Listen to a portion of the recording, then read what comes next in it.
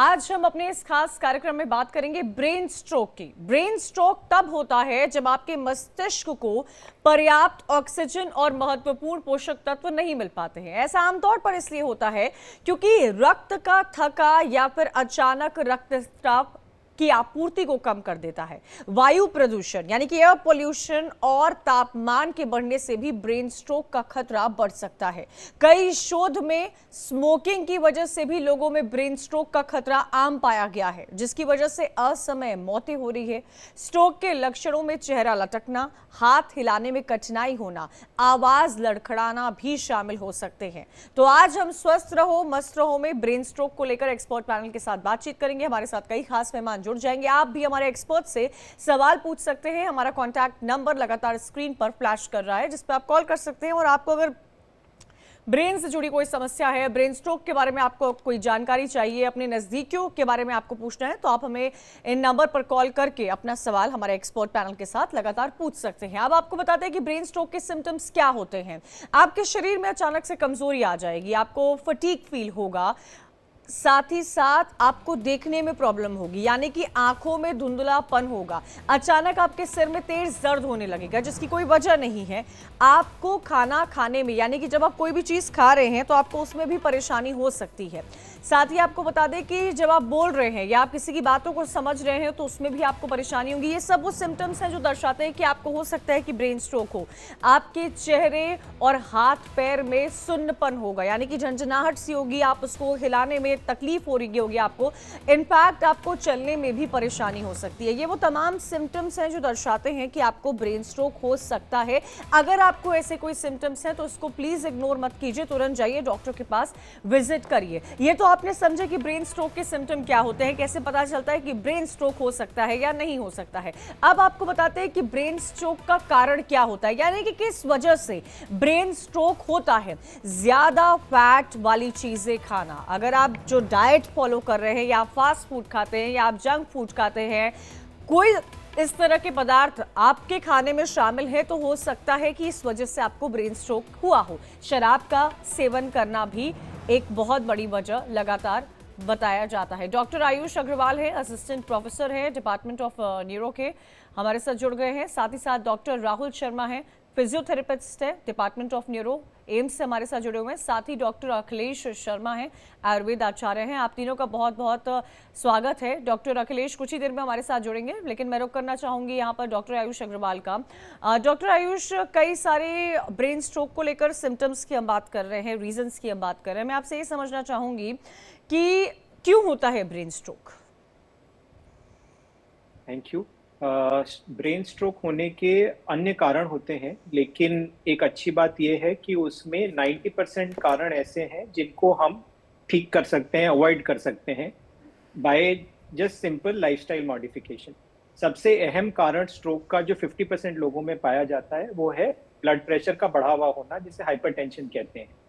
तो इसीलिए एक एज के बाद, यूजुअली 35 टू 40 ईयर्स के बाद, हर किसी को अपना ब्लड प्रेशर चेक करते रहना चाहिए। और अगर आपका ब्लड प्रेशर हायर साइड में जा रहा है तो हम कहते हैं कि नमक की चीज़ों का सेवन कम कर दीजिए, चिकनाई की चीज़ों का सेवन कम कर दीजिए, एक्सरसाइज करना शुरू कर दीजिए। यूजुअली उससे बीपी थोड़ा सा नॉर्मलाइज हो जाता है। अगर फिर भी बीपी आपका बढ़ा हुआ रहे तो उसके लिए आपको दवा खानी चाहिए जिससे बीपी नॉर्मल रहे। बीपी नॉर्मल रहेगा तो ये सबसे बड़ा जो रिस्क फैक्टर है ये अवॉइड हो जाएगा, तो आपका स्ट्रोक होने का रिस्क फैक्टर आपका उससे कम हो जाएगा। तो ये बहुत ज़रूरी है। और ये इम्पॉर्टेंट इसलिए है क्योंकि कॉमनली लोग जब स्ट्रोक होके आता है तो हम उनसे पूछते हैं कि आपको कोई पहले दिक्कत थी क्या, तो लोग बड़े उससे बोलते हैं कि नहीं, हम तो कभी हॉस्पिटल नहीं गए इसलिए कभी बीपी भी नहीं नापा। तो इसीलिए ब्लड प्रेशर नापते रहना बहुत ज़रूरी है। एक सेकंड बहुत कॉमन कॉज होता है डायबिटीज़। वो भी शुगर और बीपी दोनों साइलेंट किलर्स हैं, क्योंकि जब तक से सिम्टम आते हैं तब तक से काफी टाइम बहुत देर हो चुकी होती। इसीलिए शुगर का भी रेगुलरली चेक करते रहना बहुत जरूरी होता है। उसके बाद जैसा कि आपने बोला, अगर आप बहुत चिकनाई वाली चीज खाएंगे आपका कोलेस्ट्रॉल लेवल बढ़ जाएगा। उससे हो सकता है धूम्रपान करना, मदिरा पान करना। अगर आपका वजन बहुत ज्यादा है, आपका लाइफस्टाइल ऐसा है कि आप पूरे दिन बस बैठे रहते हैं, तो ये सब बहुत कॉमन कारण होते हैं, और अगर आप इन सब का ख्याल रखेंगे तो आपका 90% रिस्क स्ट्रोक होने का कम हो जाए। ठीक है। डॉक्टर राहुल शर्मा फिजियोथेरेपिस्ट है, डिपार्टमेंट ऑफ न्यूरो एम्स से हमारे साथ जुड़े हुए। डॉक्टर राहुल, मैं आपसे ये समझना चाहूँगी, ऐसी कौन सी एक्सरसाइज है या बॉडी मूवमेंट है जो हमें इंडिविजुअल्स को रेगुलर वे में भी करनी चाहिए, और साथ ही साथ ब्रेन स्ट्रोक से जुड़ी हुई ये भी सवाल मैं आपसे जानना चाहूँगी कि क्या, जैसे फ्राइड फूड का जिक्र हो रहा है, क्योंकि जितने भी एक्सपर्ट्स हमारे साथ बैठते हैं, कितनी भी बड़ी या छोटी बीमारी क्यों ना हो, सबसे बड़ा उसका बेस रीजन कोलेस्ट्रॉल माना जाता है। तो कितना इम्पोर्टेंट है हमारे लिए एक बैलेंस डाइट को फॉलो करना? एग्जैक्टली सबसे पहले तो मैं बहुत बहुत धन्यवाद करना चाहूँगा इंडिया डेली न्यूज़ चैनल का, जिन्होंने ये एक गंभीर बीमारी जो हमारे वर्ल्ड वाइड उभरती हुई नज़र आ रही है, इसके उपलक्ष्य में ये टॉपिक डिस्कस करने के लिए हम सब पैनल को बुलाया। आपने बहुत अच्छा प्रश्न पूछा है कि जो ये स्ट्रोक होता है, बेसिकली ये जो उभर के आती है बीमारी, ये सिर्फ और सिर्फ लाइफस्टाइल डिसऑर्डर की वजह से ही आती है। आजकल का जो दौर है, हम देख रहे हैं कि बहुत स्ट्रेस लेवल बहुत ज़्यादा बढ़ चुका है। जितने हमारे यंगस्टर्स हैं उनमें स्ट्रेस लेवल हो गया है, बिकॉज नाइट शिफ्ट लगती है, नाइट ड्यूटी लगती है, उनका पूरा जो स्लीप साइकिल है वो सारा बिगड़ जाता है, जिसकी वजह से ओबेसिटी, जो हमारा मोटापा है, वो बढ़ जाता है। कि बहुत लोगों का है कि जो वो बैठ के काम करते हैं और वजन बढ़ता चला जाता है। जब वजन बढ़ता है तो कोलेस्ट्रॉल लेवल भी बढ़ता है, और जब वो कोलेस्ट्रॉल लेवल बढ़ता है तो जो हमारी धमनियां हैं उनमें एक प्लाक जिसको बोलते हैं वो जमना शुरू हो जाता है, जो कि मेन कारण रहता है इस्केमिक स्ट्रोक का। जैसा कि मैं आपको बताना चाहूँगा, अपने दर्शकों को बताना चाहूँगा कि दो प्रकार के स्ट्रोक होते हैं, एक इस्केमिक होता है और एक हेमरेजिक होता है। जो इस्केमिक स्ट्रोक होता है उसमें बेसिकली जो ब्लड का क्लॉट है, वो जो धमनियाँ हमारी ब्रेन तक ब्लड को लेके जाती है, उसमें रुकावट आ जाती है, थक्का जम जाता है खून का। और जो हेमरेजिक स्ट्रोक होता है उसमें जो वो धमनियाँ जो ब्लड को लेके जा रही है वो फट जाती है। तो ये मेन दो कारण जिस वजह से स्ट्रोक होता है, और जिस जिस हिस्से में, जिस ब्रेन के हिस्से में स्ट्रोक होता है, उसकी वजह से जो ब्रेन में जो हमारा वो काम कर रहा है वो हिस्सा हमारा प्रभावित हो जाता है, वो काम करना बंद कर देता है। जैसे कि स्पीच हो गई, जैसे हमारा लेफ्ट हैंड हो गया, रिस्ट हो गई, हमारा बैलेंस कंट्रोल हो गया, ये सब डॉक्टर राहुल, चीजें ये काम करना कॉमन बंद। सिम्टम्स हैं जिसका आप जिक्र कर रहे हैं। लोग इसे इग्नोर कर देते हैं, लेकिन लोगों को इग्नोर नहीं करना चाहिए। हमारे साथ एक कॉलर भी जुड़ गए हैं, नरेश जी। आप अपना सवाल रख सकते हैं, नरेश जी।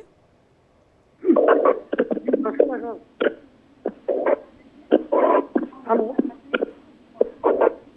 आवाज़ थोड़ी नहीं मिल पा रही है, मैं रुक करूंगी दोबारा उनका, और क्योंकि लगातार ब्रेन स्ट्रोक को लेकर हमारी यहाँ बात हो रही है। Doctor Ayush, smoking and drinking आजकल की जनरेशन में और आजकल की पार्टीज में ये बहुत आम है, लेकिन कुछ लोग ऐसे भी हैं जो ड्रिंक मॉडरेशन में करते हैं। तो क्या लगता है आपको, क्या उनको भी खतरा होता है? कुछ ऐसे भी केसेस होते हैं जहाँ पर लोग सोशली ड्रिंक करते हैं, हालांकि इस बात को तो कहीं प्रमोट नहीं किया जाता है कि आपको ड्रिंक करना चाहिए या स्मोक करना चाहिए, लेकिन सोशल ड्रिंकर्स भी होते हैं जो ओकेजनली ड्रिंक करते हैं। क्या उन लोगों में भी ब्रेन स्ट्रोक का खतरा होता है? देखिए, इस सवाल के दो पहलू हैं। एक है कि कोई भी फॉर्म ऑफ एडिक्शन, चाहे वो स्मोकिंग है चाहे ड्रिंकिंग है, इज हार्मफुल। जितना ज्यादा आप क्वांटिटी में करेंगे उतना ज्यादा हार्मफुल होगा। रही बात सोशल ड्रिंकिंग की, ओकेजनल ड्रिंक करना is not as harmful as somebody जो कि रूटीनली या डेली या हफ्ते में 3 बार ड्रिंक कर रहे हो। लेकिन सोशल ड्रिंकिंग का मतलब फिर ये नहीं होना चाहिए कि आप एक ओकेजन में या एक दिन में आपने 5 ड्रिंक्स के इक्विवेलेंट ले लिया। आपने एक ड्रिंक लिया या 2 ड्रिंक लिया, दैट इज ओके। लेकिन उसके ऊपर अगर आप सोशली भी ड्रिंक कर रहे हैं तो वो भी फिर हार्मफुल हो जाएगा, जिसे हम बिंज ड्रिंकिंग कहते हैं। तो अगर आप कभी कभार थोड़ा बहुत ड्रिंक करते हैं, that is still okay. Harmful वो भी हो सकता है, लेकिन अगर आप बिंज ड्रिंकिंग करते हैं या रेगुलरली ड्रिंकिंग करते हैं, then that is definitely going to cause problems. Is a problem definitely. और मुझे लगता है लोगों को इस मिथ को तोड़ने की काफ़ी ज़रूरत है कि कई बार लोग ऐसा बोलते हुए नजर आते हैं कि हम तो सोशल ड्रिंकर्स हैं, हम ओकेजनली ड्रिंक करते हैं, लेकिन ऐसा होता नहीं है। उसके भी रिपरकशंस होते हैं जो लोगों को हमेशा देखने को मिलते हैं। अखिलेश जी भी हमारे साथ जुड़ गए हैं, आयुर्वेद आचार्य हैं, आपका स्वागत है। लेकिन उससे पहले मैं संजू जी आगरा से जुड़े हुए हैं, उनका सवाल लेना चाहूँगी। संजू जी, आप अपना सवाल रख सकते हैं।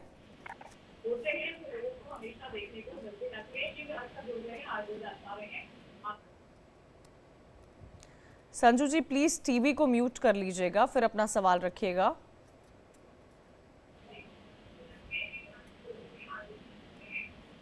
चलिए उनसे जुड़ने की कोशिश करेंगे। मैं अगला सवाल डॉक्टर अखिलेश शर्मा आपसे लेना चाहूंगी। Welcome on our show sir. Doctor Akhilesh, brain stroke को लेकर लगातार चर्चा हो रही है। इसके सिम्टम्स क्या होते हैं, क्यों होता है ब्रेन स्ट्रोक, ये समझने की कोशिश की जा रही है। लेकिन आयुर्वेदा की लाइन में क्या ब्रेन स्ट्रोक का इलाज होता है, और किस तरह से, अगर होता है तो किस तरह से इलाज किया जाता है? जी मैडम, बहुत अच्छा प्रश्न पूछा आपने। ब्रेन स्ट्रोक का इलाज होता है क्या? बहुत जगह देखिए आपको सुनने में मिलता है कि पोस्ट स्ट्रोक पेशेंट्स के अंदर जिनको लकवा मार जाता है, पैरालिसिस का अटैक हो जाता है क्योंकि ब्रेन की नसें फट जाती हैं हाइपरटेंशन की वजह से, या हाई कोलेस्ट्रॉल की वजह से, उसमें जो ब्रेन के उस एरिया का जहाँ ब्रेन सेल्स डेड हो जाते हैं because of the profuse bleeding या इंटरनल हैमरेज, उसको रिपेयर करने में आयुर्वेद में कई दवाइयों का इस्तेमाल होता है जो बहुत लाभकारी हैं, जो नर्व्स को भी रिजुविनेट करने की ताकत रखती हैं। जैसे अपने एक दवा रहती है रस राज रस, इट्स ए गोल्ड कंपाउंड, स्वर्ण भस्म का योग है, जो नर्व्स को और मांसपेशियों को और नसों को ताकत देता है, दोबारा से उन्हें ताकतवर बनाता है, ताकि पोस्ट स्ट्रोक पेशेंट्स में जिनको पैरालिसिस की शिकायत हो जाती है उसमें ये बहुत ही प्रभावशाली इलाज है। इसके अलावा हमारे यहाँ पंचकर्म चिकित्सा का प्रयोग जो है अभूतपूर्व प्रयोग होता है, जिसमें एक स्पेशलाइज्ड ट्रीटमेंट है which is called shirodhara, where patient is lying down on the table और उसके ऊपर धारा के रूप में फोरहेड के ऊपर एक पेंडुलर मूवमेंट के माध्यम से एक गड़वी जैसे पात्र में तेल डाल करके उसमें धारा के रूप में उसमें छेद होता है, रस्सी लटकती है नीचे की तरफ और वो स्ट्रीमलाइन फ्लो में इन ए पेंडुलर मूवमेंट उसको माथे पर गिराते हैं। वो पूरे माथे और स्कैल्प को टच करते हुए टेबल पर गिरता है, रिकलेक्ट करते हैं, उसको रीवॉर्म करके रिसाइकिल करते हैं। लगातार 45 मिनट से 1 घंटे तक शिरोधारा ट्रीटमेंट होता है, जो बहुत ही प्रभावशाली उपाय है। अमेरिका में भी बड़े लोगों पे हमने इसका प्रयोग किया है। मैं विदेशों में कई जगह जाता हूँ, लोग चार्टर प्लेन करके पोस्ट स्ट्रोक पेशेंट्स है हिंदुस्तान आते हैं। इस तरह के पेशेंट न्यूरोलॉजिकल डिसऑर्डर्स के, स्पेशली पोस्ट स्ट्रोक कंडीशंस में shirodhara is the most effective treatment. बहुत इंसाइटफुल इंफॉर्मेशन दी है आपने, क्योंकि मुझे लगता है कई लोग इसी में मात खा जाते हैं कि ऑपरेशन तो करा लेते हैं, ऑपरेशन सर्जरी हो जाती है, लेकिन उसके बाद जिस तरह से ख्याल रखना चाहिए, जिस तरह से परहेज करना चाहिए, उस चीज़ में लोग चूकते हुए नजर आते हैं। हमारे साथ राज बहादुर जी हैं दिल्ली से, वो भी जुड़ गए हैं। राज बहादुर जी, आप अपना सवाल रख सकते हैं। प्लीज़ टीवी का ऑडियो म्यूट कर लीजिएगा।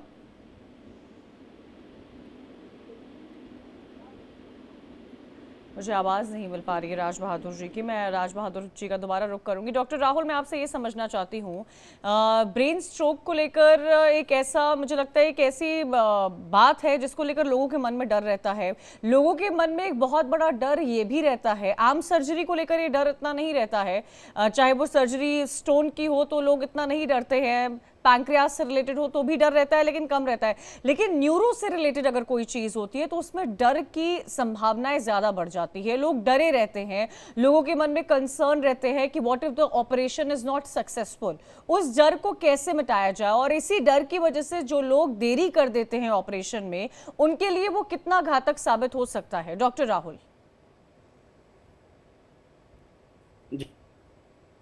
बहुत बहुत अच्छी बात आपने बताई। देखिए, ब्रेन जो है it's a super computer. I think सुन पा रहे हैं आप मेरे को? जी जी जी, ब्रेन जो है ये हमारा सुपर कंप्यूटर है और इस कंप्यूटर से ही हमारा पूरा शरीर चल रहा है। और जहाँ बात आती है ब्रेन की, तो वहाँ हर कोई थोड़ा डरता है क्योंकि सारी चीज़ें ही वहीं से ऑपरेट हो रही है। तो जब न्यूरो सर्जरी की बात आती है, जब जो ये हमारा ब्रेन का जो हाइड्रोसेफेलस एक चीज़ होती है जिसमें कि ब्रेन के अंदर हमारी सूजन आ जाती है, अगर ऐसी स्थिति होती है तो हमें सर्जरी के लिए जाना पड़ता है। और या फिर अगर ऐसा कुछ, जब हेमरेजिक स्ट्रोक होता है, जब वहाँ स्थिति ऐसी आ जाती है कि सर्जरी बहुत ज़रूरी है, तो पेशेंट को जाना होता है। हर स्ट्रोक केसेस को सर्जरी के लिए नहीं जाना होता है, ये हम पेशेंट्स को बताना चाहेंगे कि अगर आप 4 घंटे के अंदर अपने अस्पताल में पहुंच जाते हैं, जितना जल्दी आप अपने नियर बाय हॉस्पिटल में पहुंचेंगे स्ट्रोक होने के बाद, उतना ही सर्जरी का खतरा और ब्रेन को डैमेज होने का खतरा बच जाता है। तो जितना जल्दी हो सकता है आप अपने नियर बाय हॉस्पिटल पहुंचिए और सर्जरी से बिल्कुल मत घबराइए। जो भी डॉक्टर जो भी डिसीजन लेगा वो आपके फायदे के लिए ही लेगा। ओके डॉक्टर आयुष, क्योंकि देखिए ये डॉक्टर्स सर्जरी की जो आप बात कर रहे हैं, टियर 1 सिटीज़ में तो लोगों को ऐसी परेशानियों का सामना नहीं करना पड़ता है, लोगों को एक्सेसिबिलिटी होती है अच्छे मेडिकल इंफ्रास्ट्रक्चर को लेकर। लेकिन जो लोग रिमोट एरियाज़ में रहते हैं, जो टियर 2 या टियर 3 सिटीज़ में रहते हैं, उनके लिए बहुत चैलेंजिंग हो जाता है सर। तो क्या लगता है आपको कि क्या उनको ट्रैवल करना चाहिए मेट्रो सिटीज़ में, या खाने पीने की अगर बात की जाए, जैसे हम विटामिन्स की बात करते हैं, मिनरल्स की बात करते हैं, पोटेशियम भी आपकी बॉडी में कितना होना चाहिए, मैग्नीशियम तक को जोर दिया जाता है, क्या ब्रेन की हेल्थ के लिए कुछ ऐसे फूड हैं जो अपनी डाइट में इस्तेमाल करने से हमारा ब्रेन हेल्दी रहेगा और हम इन तमाम चीज़ों से दूर रह पाएंगे? बहुत अच्छा सवाल पूछा आपने। इसमें मैं 2 सवाल पूछे आपने, पहले दूसरा वाला आंसर करना चाहूंगा। दूसरा सवाल बहुत उससे जो आपने सबसे पहले सवाल पूछा था उसी से मिलता जुलता है। इसमें कोई स्पेसिफिक खाना पीना या उससे आप स्ट्रोक को नहीं प्रिवेंट कर पाएंगे। जैसे हार्ट का हार्ट अटैक होता है, स्ट्रोक को ब्रेन अटैक कहते हैं, जिसमें जो प्रॉब्लम होती है, जैसे हार्ट में हार्ट अटैक खून की कमी की वजह से होता है, वैसे ही स्ट्रोक का सबसे कॉमन कारण खून की कमी की वजह से होता है। इसे प्रिवेंट करने के लिए आपको हेल्दी रहना जरूरी है। हेल्दी रहने का मतलब आपका बीपी ठीक रहे, आपका शुगर ठीक रहे, आपका कोलेस्ट्रॉल ठीक रहे, आप धूम्रपान मदिरापान ना करें, फिजिकली एक्टिव। अगर आप ये सब करते हैं तो आपको उसके ऊपर कोई स्पेसिफिक न्यूट्रिएंट या कोई मिनरल खाने की, विटामिन खाने की जरूरत नहीं। रही आपके दूसरे सवाल की बात, इसमें टियर 1 सिटी में डेफिनेटली थोड़ा आसान है, क्योंकि ज्यादा अकम्प्लिश्ड हॉस्पिटल्स हैं जहाँ पे ये सारी चीजें डेली होती हैं। लेकिन अगर आपको स्ट्रोक होता है तो सबसे इंपॉर्टेंट है उसके बारे में अवेयरनेस होना। अगर किसी को छाती में दर्द होता है, वो इमीडिएटली एक हॉस्पिटल जाता है, कहीं मुझे हार्ट अटैक तो नहीं हुआ। लेकिन अगर किसी का अचानक से आधा शरीर चलना बंद हो जाता है, जो कि स्ट्रोक का सबसे कॉमन लक्षण होता है, तो कई बार लोग बोलते हैं कि अरे शायद सूजन आ गई होगी, हाथ पैर सुन्न हो गया है, सो जाते हैं, सुबह उठेंगे तो ठीक हो जाएगा। ये नहीं करना चाहिए, क्योंकि पहले 4.5 घंटे जो स्ट्रोक के होते हैं उसे हम गोल्डन आवर कहते हैं। उसमें हम जो आपका खून का नस बंद हुआ है उसे एक इंजेक्शन लगा के खोल सकते हैं, और अगर उससे भी काम ना चले तो एक तार डाल के उस थक्के को निकाल भी सकते हैं। एंड ये ऐसा नहीं है, ये उपचार केवल टियर 1 सिटी में अवेलेबल है, ये आज के तारीख में टियर 2 एज वेल एज कुछ टियर 3 सिटीज में भी अवेलेबल है। और इस उपचार को करने से पहले एक बेसिक इन्वेस्टिगेशन चाहिए होती है ब्लड की जांचों के अलावा, जिसे कहते हैं सीटी स्कैन, जो कि आज की तारीख में हमारे देश के ज्यादातर जिलों के अस्पताल में उपलब्ध है। तो ऐसा नहीं है कि टियर 2 में नहीं हो सकता, वहां पे भी हो सकता है, यानी कि लेकिन लोगों जागरूकता को होनी डॉक्टर इस चाहिए। बात का अंदाजा होना चाहिए, जैसे आप कह रहे गोल्डन आवर होता है 4-4.5 घंटे का, उसमें अगर व्यक्ति अस्पताल आ जाए तो उसकी कंडीशन बहुत बेहतर हो सकती है, सर्जरी से बच सकता है। ओके, अच्छा डॉक्टर राहुल, एक और बात यहाँ समझाइएगा, क्योंकि कहीं ना कहीं ब्रेन स्ट्रोक जो है वो बीपी, शुगर, इन तमाम चीज़ों से रिलेटेड है। क्या स्ट्रेस रीजन हो सकता है ब्रेन स्ट्रोक का? क्या is one of the reasons? बिल्कुल, जैसा कि मैंने आपको पहले भी बताया, brain stroke is the emergency, और ये इमरजेंसी तब आती है जब हमारे ब्रेन धीरे धीरे डेड होना शुरू हो जाता है। एकदम से कोई चीज़ नहीं होती है। The main thing is the stress, जैसा कि हमने पहले भी बताया कि स्ट्रेस की वजह से, stress could be one of the reason for the stroke, जिसकी वजह से धीरे धीरे आपका लाइफस्टाइल बदलता जा रहा है, आपको लाइफस्टाइल डिसऑर्डर्स बहुत सारे होते जा रहे हैं, आपके ओबेसिटी आपको होती जा रही है, आपका कोलेस्ट्रॉल लेवल हाई होता जा रहा है, बिकॉज आप एक जो स्लीप पैटर्न है और जो आपका लाइफस्टाइल है उसको अच्छे से फॉलो नहीं कर पा रहे। देखिए, हम एज अ फिजियोथेरेपिस्ट मैं आपको राय देना चाहूँगा कि अगर हम अपने लाइफस्टाइल पे ध्यान रहे, अपना एक पूरा time table day to day बना के रखें कि हमें सुबह उठकर कम से कम 20 to 25 मिनट्स पूरा अच्छे से स्ट्रेचिंग एक्सरसाइजेज और स्ट्रेंथनिंग एक्सरसाइजेज हमें करनी है, तो डेफिनेटली जो कि हमारे हेल्थ के लिए बहुत इंपॉर्टेंट नजर आती है। और इसी बैलेंस डाइट और हेल्थ को लेकर मैं डॉक्टर अखिलेश आचार्य का भी रुख करना चाहूंगी। सर, ये बताइएगा कि हमारी डाइट, हमारी फिजिकल एक्सरसाइज, हमारी फिजिकल फिटनेस के साथ साथ हमारा मेंटली फिट होना कितना जरूरी है? फिजिकल फिटनेस को लेकर तो आयुर्वेद, आप जितने भी आयुर्वेद डिपार्टमेंट्स हैं वो बहुत बात करते हैं, लेकिन मेंटल फिटनेस के लिए लोग क्या करें? जी, मैं बताता हूँ। बहुत अच्छा प्रश्न आपने पूछा। देखिए, पहले तो जब हम फिजिकल फिटनेस की बात करते हैं ना, उसमें आयुर्वेद का ही पार्ट है योग, स्पेशली कुछ specific yogic exercises which help in enhancing the blood flow and oxygen supply, जिससे कॉर्नरी आर्टरीज की भी इलास्टिसिटी और फ्लेक्सिबिलिटी भी बढ़ती है, और सभी नर्व्स नसों की भी, यानी ब्लड वेसल्स की। तो एक तो उसमें Bhramari pranayama is a drug of choice. जैसे भ्रामरी प्राणायाम में हम कानों में थम्स रखते हैं, ये फिंगर यहाँ पर, second on the eyebrows, third on the nostrils, fourth on the cheeks, और ऐसा करके लंबा सांस लेके धीरे धीरे छोड़ते हैं, ओम शब्द बोलते हुए, लाइक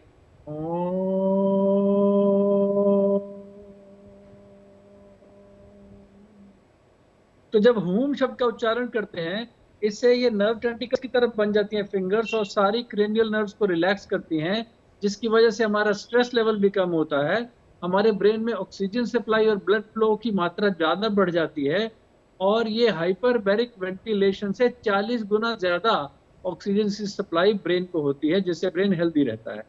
डिस्ट्रेस भी करते हैं, नींद भी अच्छी आती है।